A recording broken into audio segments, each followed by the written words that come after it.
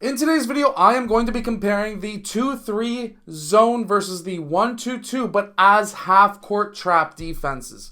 One of these is kind of better than the other depending on the age group that you are playing with. So let's get down and let's check this out. But really quickly, I really want to say that you need to definitely check out my Deadly Defensive Strategies book that is down in the description below because that has won so many championships. So definitely go check that out. It traps people at half court and it's very hard.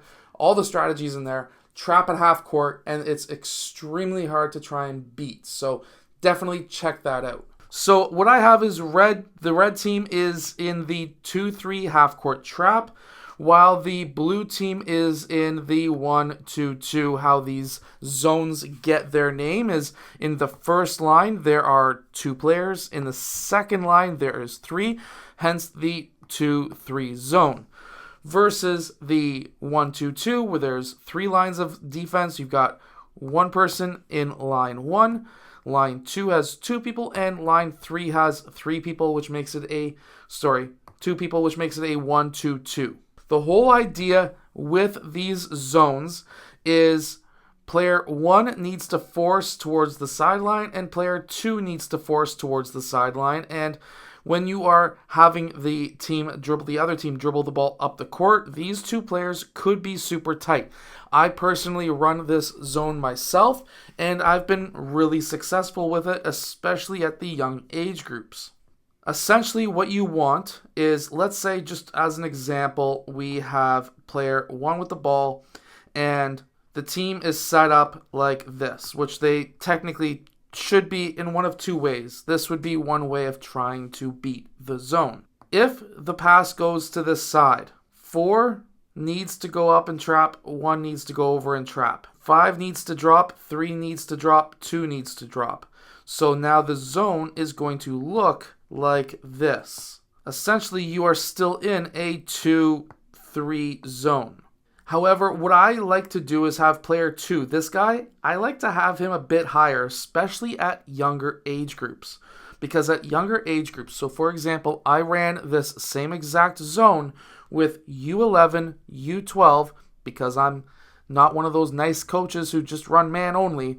And for my philosophy, every team that I coach has to understand how to run man-to-man first before I run zones. And then I make the man-to-man so deadly. I run a run and jump style man where once they understand man-to-man, we go into run and jump. Once they understand run and jump, we start running zones so that we start the game in zones. Other team eventually beats the zone, and then we go into run and jump, and it's over. We keep on destroying the team. But the reason why I want player 2 to play just a bit higher is because if the reverse pass goes, I want him to pick it off and go. I want him to take it all the way for an easy 2 points. However, this guy needs to be fast and long arm, or at least fast and tall, one or the other. Because if the pass goes to the complete opposite side, he needs to get there, pick it off, and then go the other opposite direction. Player 3 is there, obviously, to cut off any passes that go towards the far side, which is something that is common with older age groups, which is why the 2-3 half-court trap doesn't work as well against elite high school players.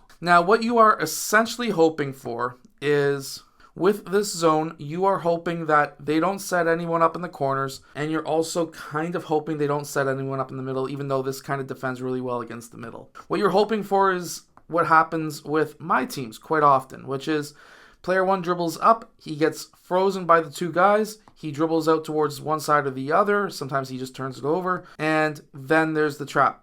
5 drops, 4 drops, 1 drops, and at this point, it is pretty much dead. You really want to try and trap in the top corners. So essentially where you're trying to trap is these top corners right here. This is the dead spot. This is where you want the ball to go so that you can get that ball back and score down on the other end. The nice thing with the 2-3 trap is you can kind of sit back if they beat it into a tight 2-3 or however which way you want to run a 2-3 zone. And now you just basically sink your guys back. There's obviously trillions of different things you can run. You can go from a 2-3 into a 1-3-1. You can do a lot of different options, but this is one of the easiest. Now, 1-2-2 is very similar depending on how you want to run it, but it allows these back guys, depending on which way you're running it, these 3 back guys to be able to be in position earlier and faster. So essentially, you want the traps to be here because then it's going to be these two players and these two players trapping in those spots. Meanwhile, player 4 just has to move out just a bit, 5 just has to move over, 2 has to move over, or vice versa. So for example, if player 1 dribbles out to this side, this will be a trap. Player 2 moves over, 4 moves over, 5 covers middle, and you are still in that 1, 2, 2. It's just kind of slightly moved over. Now, the idea is if they try to set somebody up in the middle, you want player 2 blue in this case to sit back just a little bit, because now if he's right on the guy, it's basically deny. We don't want to deny. What we want him to do is to sit back a step or two so that they make that pass, and then player 2 can go for the steal over top, because it's going to be a lob pass in most cases. And if player 2 is fast enough and can jump high enough, he can get those lob pass steals and just go down the other end. One of the hardest ways to beat it is to try and force a middle pass, especially if your man is trying to pass through a defender. It's just not going to work. He has to dribble out to the side first, and then he can feed the middle, but you have to worry about this guy. So if you're playing more conservative, where now you're starting to get these guys moving over just a bit, and obviously he's set back just a little bit so that he can get that interception. The idea of him being able to sit back too is if this pass tries to go across the court, he can pick that off too.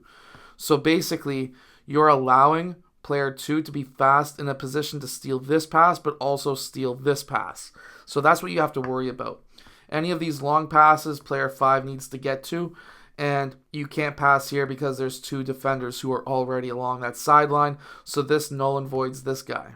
One way that you can get around this is what I've seen some teams do, which is the far corner sprints towards the ball, and then that pass goes through, and then player 2 cuts back door. So now player 2 cuts back door because this has lifted up a lot of defenders, and now you can take one dribble, that guy commits, pass over to player 2, layup. There's ways of beating this. It's a lot harder to beat a 1-2-2 if you've got a team that knows what they are doing.